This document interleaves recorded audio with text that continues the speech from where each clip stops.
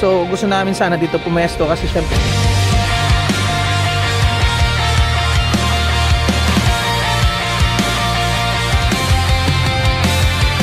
di na makausad, di malinawan.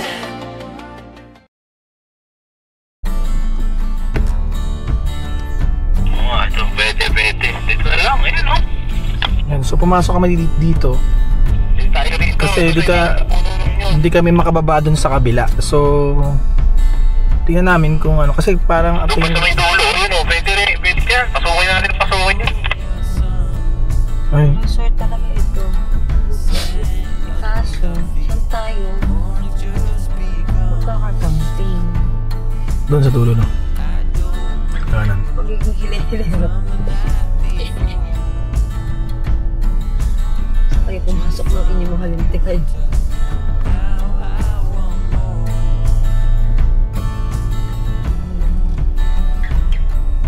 Ganda naman yun. Ayos, resort ito eh. So, parang sa nakar. Yun, naroon rin ng CR. Not bad. It's good. Kasi mabubuksan niyo ba yung mga ano? Okay. Tent. Eh, may pwesto. Ano ba yung pwesto? Ako na lang sa Manilong.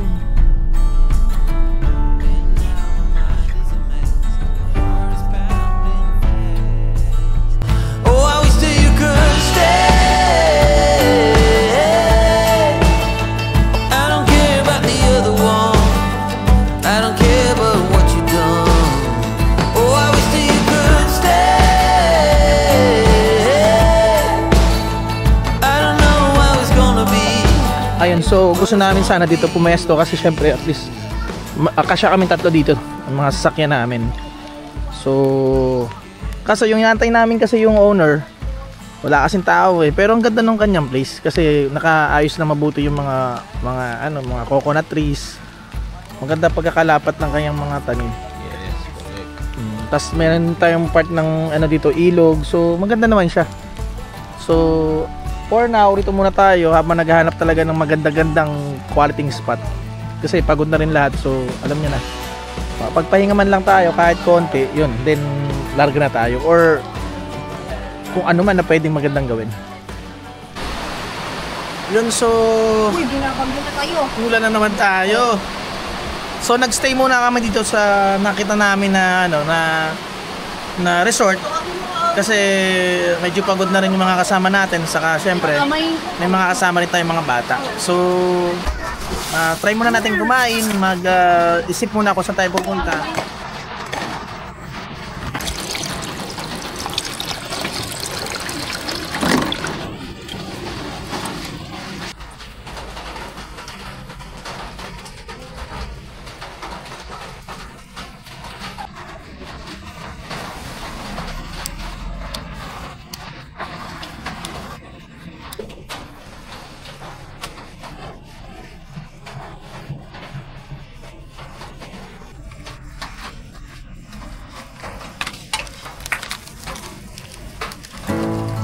So, pamangkin ko actually. Ayan, so natapos na magluto, so mag-start na rin po kumain. Medyo maulan, sobrang maulan dito sa Mindoro. So sana naman medyo gumanda yung panahon para at least makapag-set up tayo ng maayos, saka makapwesto rin ng maayos. Ito po ang pinakamasarap na itlog na matitikman nyo sa buong mundo. Ano tawag doon? Galing sa OC, parang si Kuya. Itlog na putis. Ayusin mo, yan ang mukha niya. Itlog na kasing kutis ni Ivana Alawi. At ito ang realidad. May buhok-buhok.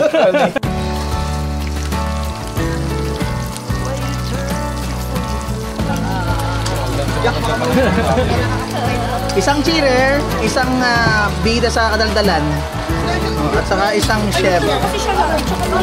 Ano yan? Ano yan, pare? May pangalan pa yan. Ulit. Ecstasy. Ano yan?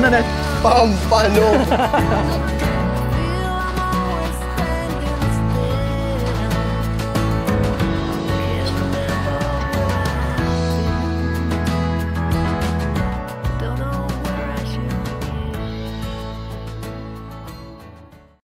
nandito kami ngayon sa Villa La Silva Resort. So dahil na-invite tayo dito nung former barangay captain dito sa barangay na ito. Dito sa bayan ng Sablay. Sablayan, sorry, sa bayan ng Sablayan. So dito na lang natin nilipat yung ating RTT. So nakapag-set up na diyan tayo. Itong si Betty. So dito sila pumesto. May mga puno siya ng ng mga coconut. Maraming puno dito. Tingnan natin bukas kung ano itsura nitong La Silva Resort. So yan, dito naman sa kabila, ito yung si Amber nakapag-set up na rin ng RTT dito. Tapos yung kubo na kininan namin kanina, so ito yun. So ito, dito tayo ngayon sa bayan sa Sablayan. Grabe, ang ganda.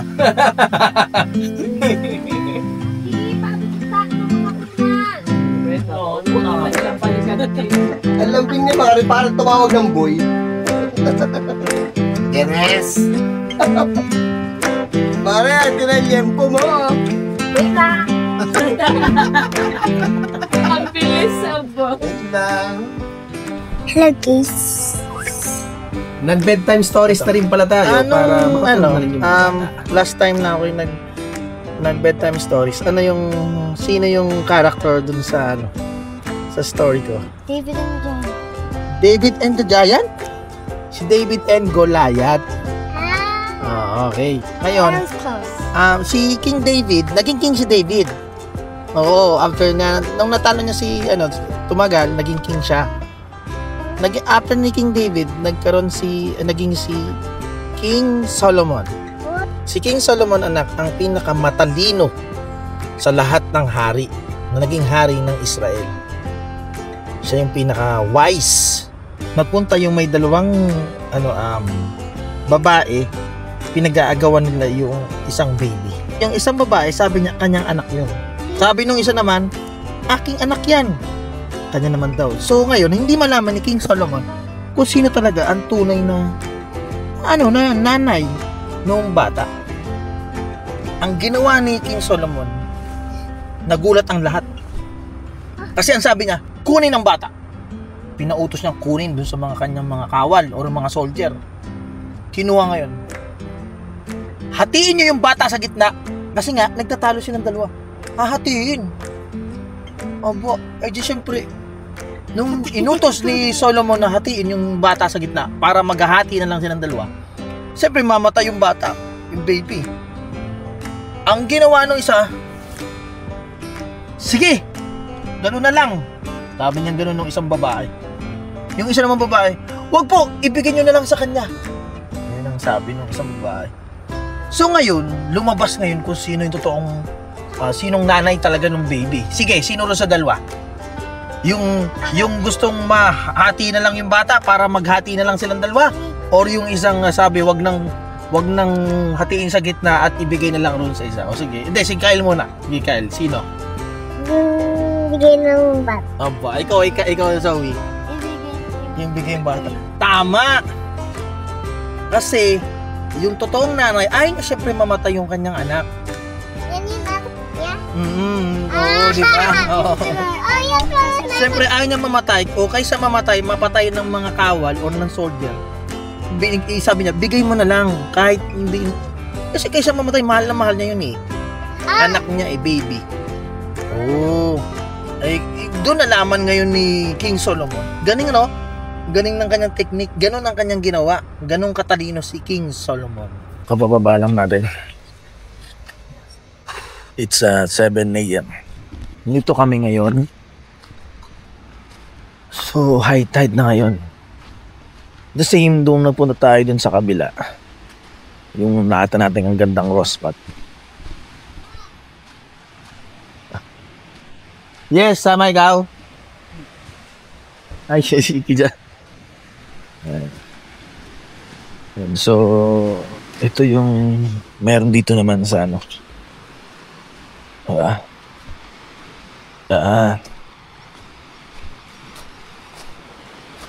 yung pinuntahan namin,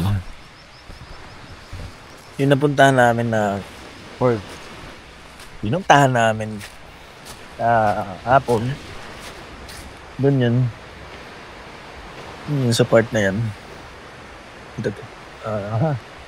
Hindi mo point eh. Sige, tuturo natin sa akin kamay. Diyan yan.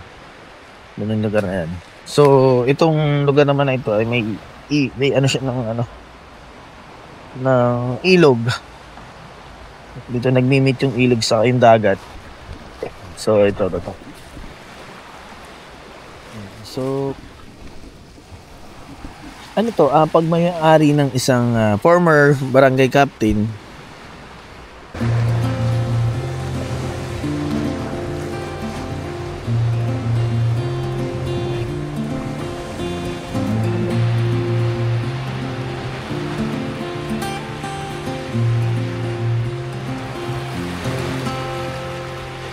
so dito kami yung meron silang 3 cottage na konkreto. And dito yung yung mismong bumesto kami sa gitna para medyo yung access dun sa restroom malapit-lapit. Ayan. So gising na rin yung check natin yung restroom nila, no? So dito yung restroom nila. So meron pa pala rito is it grilling station or area. Yan, di ba? So dito yung kanilang mag-iihaw kayo. Ito yung spot na. So dito ayun. Ito, so dito yung owner. Sakto. So merong pang male tapos female, so nakahiwalay naman. So yan, nililinis naman ni owner every morning yung na yan. So yung water nila, yung source of water nila ay doon nang gagaling. Deep well. Yan, may motor. So maganda yung niya, yung kahit pa paano, yung supply ng tubig. Kasi yun siya, meron silang isang sink para sa mga paghuhugas nyo ng mga wares nyo, tools or something. So ito na yan.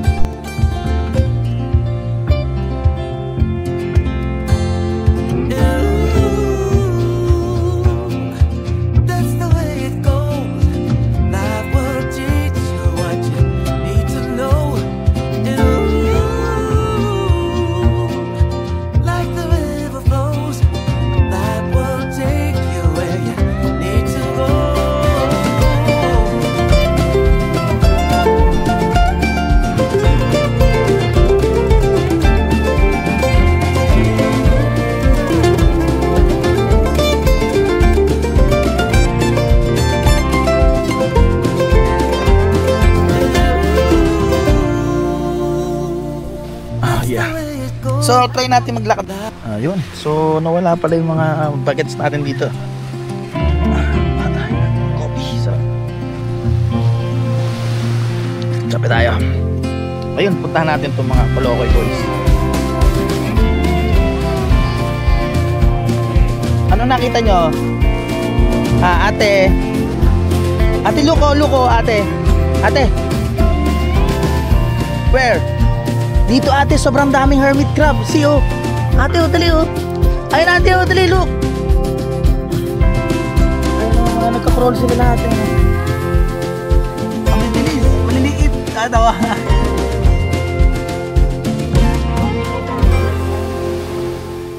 Ayun, ang daming hermit crab oh. Nagkakape ako. Itong dalawa naman ay nagchichismisan. Venomous? Oo, ang alam ko may shell na ganun, di ba? Ano siya, Pag nakagat ka, ano mangyayari? Malalagnatin ka. Ang alam ko parang ganun. Parang alam ko most venomous yun na ano eh. Kind of shell. siguro, pag matak na ilang beses ka na sting, Meron ba, may ano yun, di ba? May parang, may nakatira sa loob. venom. Dito sa part ng, anong barangay ba to? Santa Lucia. Santa Lucia. O yun. Ang akala ko nga rati, ang pinakamalaking general na karna. So sa municipality pala, ang pinakamalaki ay Sablayan. Ang bayan ng Sablayan ay matatagpuan sa kanlurang bahagi ng isla ng Mindoro. At ang kalupaan nito ay binubuo ng 2,500 188.80 square kilometers. At may populasyon na 92,598.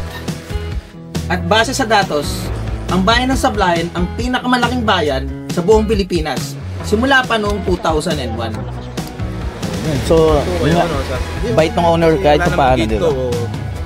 Ni-welcome tayo sa kanila. Pero siya ang may-ari lahat ng 14 hectares simula dito papunta doon. Sila ang may-ari mga lolo daw. Pero mga yung iba siguro. Kaya yung pinuntahan din natin, kanila yon kasi 14 hectares sabi niya eh. Pas, ilang hektare yung kanila. Check namin kung may lalabasan kami dito para at least paikot man lang yung pinuntahan namin. Hindi ka may way out na. Naalagay bawal magtapo ng basura dito. So spot din siguro to, puntahan talaga, daanan ng mga tao. Pwede mag-camping rito sa mga motor. Moto-camping ka, gilid ka lang. Gagawin mo lang yung pag siguro, pag sa tubig, yun. Kapang. Oo. Mamantika. Yan. So yung sinasabi niya, yung native na manok. Kasi the more na madilaw yung paa niya, the more siya yung yung mantika niya. Ibig sabihin talagang nakakagala at saka nakakalibot talaga itong mga manok. At yan, napunta nga kami sa isang community dito sa loob ng Barangay Santa Lucia. Pumabahay mo kuya. Kaya pumabahay mo. Ito yung nakilala ni Pare na nagtrabaho pala sa Pilil. Saan sa Pililya? Sa Malaya? Sa Kisaw? Sa Kisaw. Hindi sa planta po na ngayon sa Malaya. Hindi. Ay, okay. At pag yung pantak lang. Ito, nakakita kami ng lubi-lubi. So, plan namin sana makahingi. At lalagyan namin ng sardinas at saka ng gata para masarap. So, try natin magpaalam para makahingi tayo ng lubi at saka siguro isang kamyas yun. Yan At least nakapagsabi man lang tayo kasi walang tao eh. Sabi sa puno. Sarap to sa gata, di ba? Ayan na nga po, ayan na Yun. Thank you. Ayun. Ano tawag si ganito? Dito, sumunod nga kami kay Kuya para na rin pumunta sa kanilang bahay dahil nandun daw yung kanilang timbangan. Ito yung kalsada. So, pasok tayo dito. Ayan game. Tignan natin yung kanilang mga nahuling isda. Ano to kuya? Itong ganitong malaki. Ito yata ang masarap ng ganito. Yan. Kinilo na ni Nanay yung mga bibili naming isda. Sa dami nito ay umabot lang ito ng 120 pesos. Thank you. Ayan. So, si Kuya Aris yung nagsabi na pwede kami kumuha nun. konti lang naman. Yung mga 1 kilo lang. 1 kilo. Yan. So, yan na. Mangunguha na to. So, shout out namin. Yan. Para sama din si Kuya. Mag-ano ba? Jowa ba kayo ate?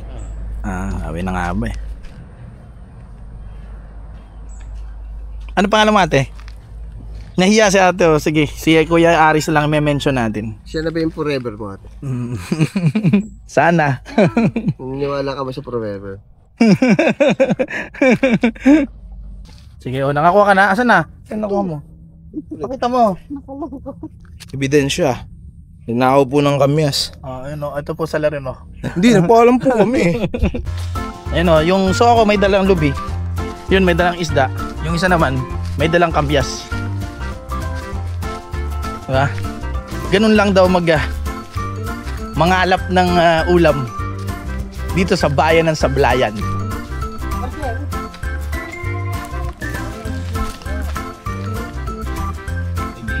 Tingi po, Malbere.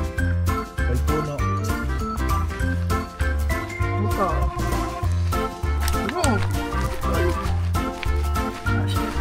Ano? Itong dalawang to, lahat na nakikita sa daan, nakakain nila eh. So ayun, nakakita na naman sila ng lubi. Ayun Ay, sarap niyan. Yung malalaki pare, meron pa sa likod. Sa likod.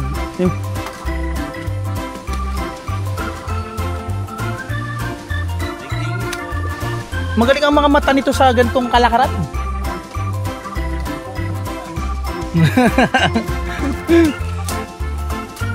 Uy, parang 4 yun. Ano yan?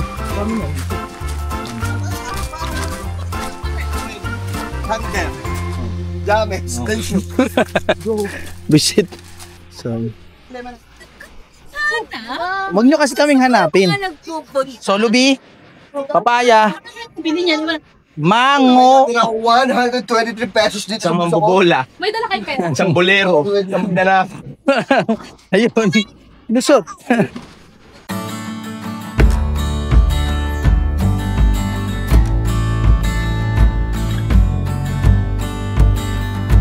Ano yan? Oh, yung ang dami. Diyos ko po. Saan natin dadalhin yan, anak? Lutuin natin. Under the palm trees in the California sun, sand underneath our feet, the morning's just begun. Oh, I wish that you could stay. I don't care about the other one, I don't care about what you've done. Oh, I wish that you could stay. I don't know how it's gonna be, but it's gonna be you and me.